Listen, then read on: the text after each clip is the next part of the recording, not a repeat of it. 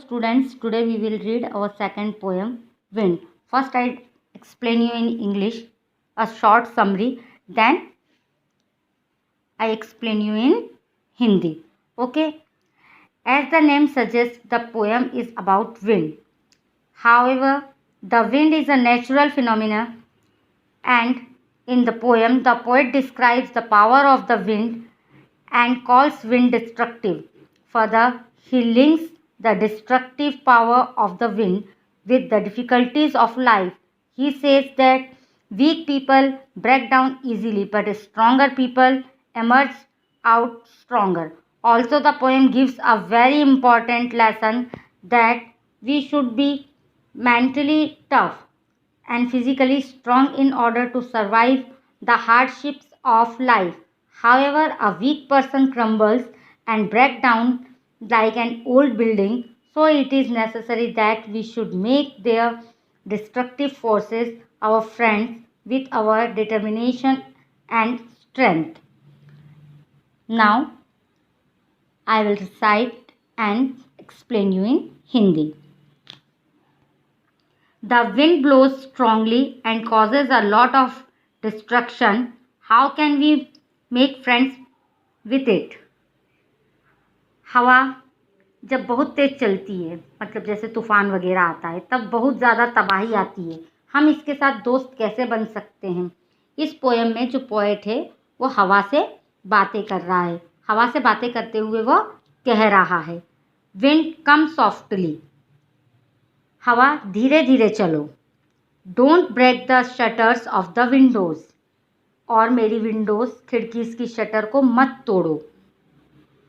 Don't scatter the papers,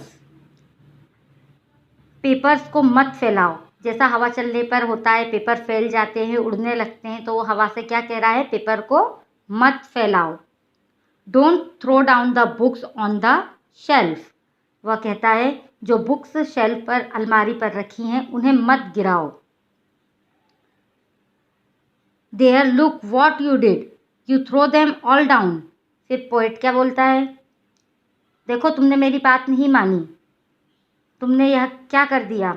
यहाँ poet हवा से बोलता है, तुमने मेरी बात नहीं मानी और मेरी सारी चीज़ों को गिरा दिया. You tore the pages of the books, तुमने बुक के सारे पेजेस फाड़ दिए, उनको खराब कर दिया. यू ब्रॉट रेन अगेन, तुम अपने साथ में बारिश को भी ले आई.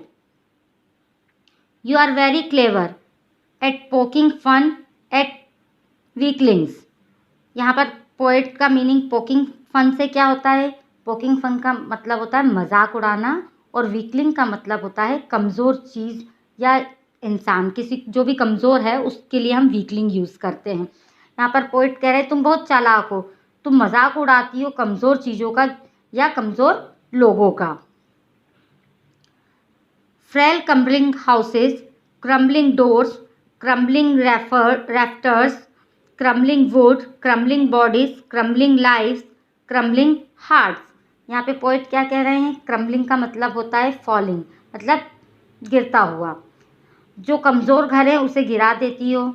ऐसा कौन बोल रहा है? पोएट बोल रहा है हवा से कि तुम कमज़ोर घरों को गिरा देती हो, कमज़ोर दरवाज़ों को गिरा देती हो, कमज़ोर रैफ्टर्स मतलब बीम को गिरा देती हो, कमज़ोर लकड़ी से बनी चीज़ों को गिरा देती हो, तोड़ देती हो, तबाह कर देती हो.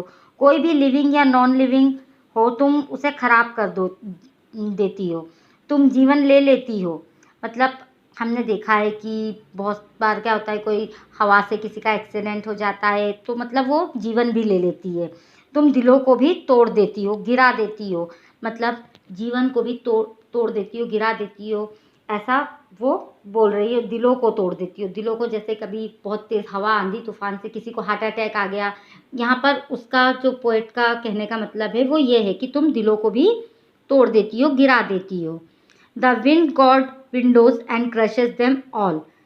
यहाँ पर कवि ने विंड को एक गॉड बोला है. जैसे हम लोग हिंदू मान्यता में भी हवा के देवता, पवन देवता, ऐसा हम बोलते हैं, उसी प्रकार उसने यहाँ पर विंड को क्या बोला है? ईश्वर. तुम ईश्वर हो, तुम ज़्यादा भी कर सकती हो, तुम जो भी काम है उसको तुम ज़्यादा भी कर सकती हो, कम भी कर सकती हो, मतलब तुम फ़ायदा भी करती हो और जो कमज़ोर चीज़ें हैं उन्हें क्रश कर देती हो। मीन्स जो स्ट्रॉन्ग है उसे और ज़्यादा स्ट्रॉन्ग बनाती हो और जो कमज़ोर हैं उन्हें और ज़्यादा कमज़ोर कर देती हो।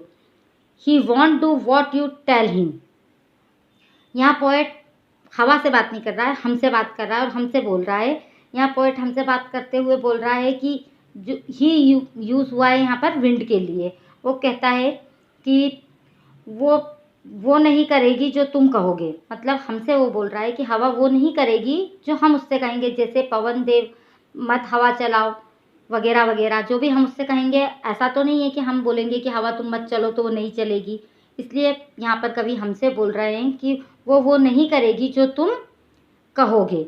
सो come let's build strong Holmes.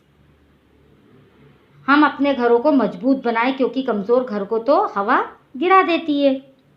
Let's join the doors firmly. और हम जो हमारे दरवाजे हैं उन्हें कस कर बंद कर दें। Practice to firm the body. हम अपनी बॉडी को मजबूत बनाएं। क्या बोल रहे हैं यहाँ पर पोइट कि हमें अपनी बॉडी को भी मजबूत बनाना चाहिए। Make the heart state fast.